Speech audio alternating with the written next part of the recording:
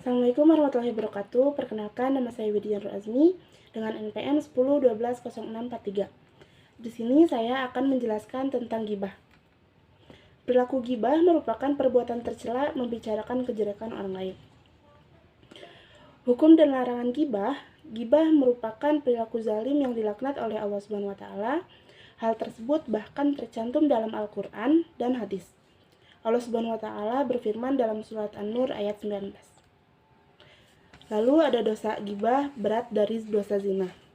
Rasulullah Shallallahu Alaihi Wasallam mengatakan bahwa dosa orang yang bergibah lebih berat dari dosa orang yang berzina.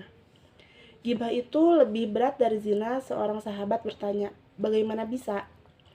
Lalu Rasulullah menjelaskan, seorang lelaki yang berzina lalu bertaubat, maka Allah bisa langsung menerima taubatnya. Namun pelaku gibah tidak akan diampuni sampai dimaafkan oleh orang yang digibahnya. Hadis riwayat At-Tabrani.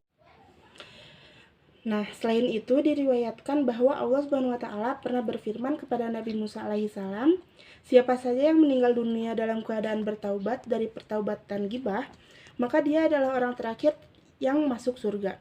Dan siapa saja yang meninggal dalam keadaan terbiasa bertaubat gibah, maka dia adalah orang yang paling awal masuk neraka.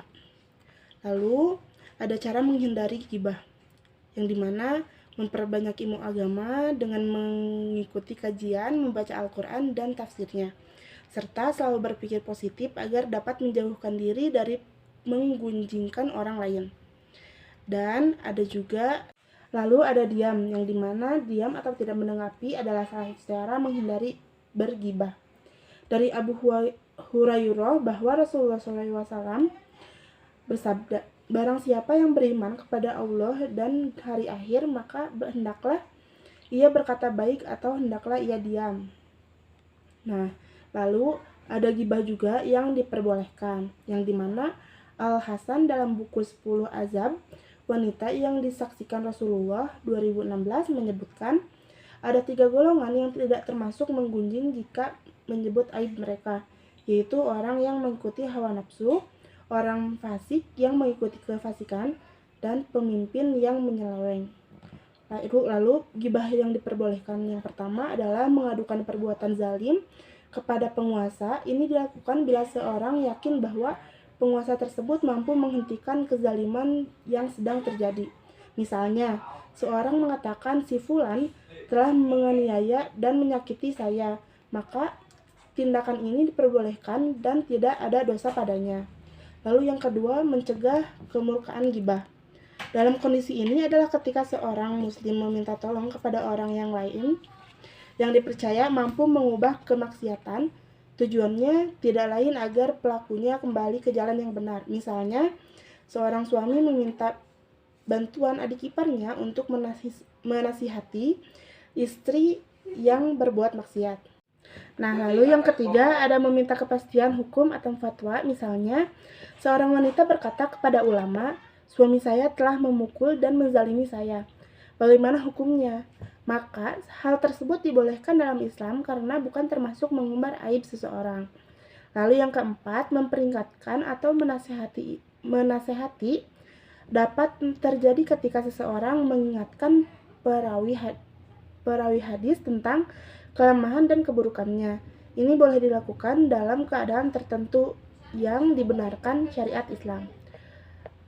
Lalu ada yang kelima, menyebutkan keburukan ahli maksiat atau ahli ibadah. Ini dilakukan supaya kaum muslimin terhindar dari keburukan tersebut. Misalnya ada, nah ini boleh dilakukan dalam keadaan tertentu yang dibenarkan dalam syariat Islam. Lalu yang kelima ada menyebutkan keburukan ahli maksiat atau ahli bidah. Ini dilakukan supaya kaum muslim terhindar dari keburukan tersebut. Misalnya ada tokoh yang menganjurkan pacaran, zina, dan lain sebagainya yang bertujuan menyesatkan umat muslim. Lalu yang keenam, ada memperkenalkan jati diri seseorang yang sudah masyhur. Misalnya, ketika seseorang ingin mengetahui profil tokoh yang dibutuhkannya, kemudian dijelaskan dengan ciri-cirinya yang berkaki pincang, yang berhidung pesek, atau yang berkulit hitam, maka itu diperbolehkan. Nah, lalu ada cara untuk meninggalkan gibah. Nah, bila terdengar atau terlihat oleh kita acara-acara yang berisi gibah di radio atau di televisi, segera matikan atau pindahkan channel yang acaranya baik. Bila pada tabloid, koran, majalah, atau bacaan lainnya yang berisi gibah, tinggalkan. Bila ada orang yang datang kepada kita dan membicarakan gibah, ingatkan dan minta berhenti atau tinggalkan bila tetap saja bicara dalam majlis pembicara bergibah. Ingatkan atau tinggalkan majlis, insya Allah kita akan selamat. Nah, mungkin itu saja yang dapat saya sampaikan dalam materi gibah ini. Selebihnya mohon maaf. Assalamualaikum warahmatullahi wabarakatuh.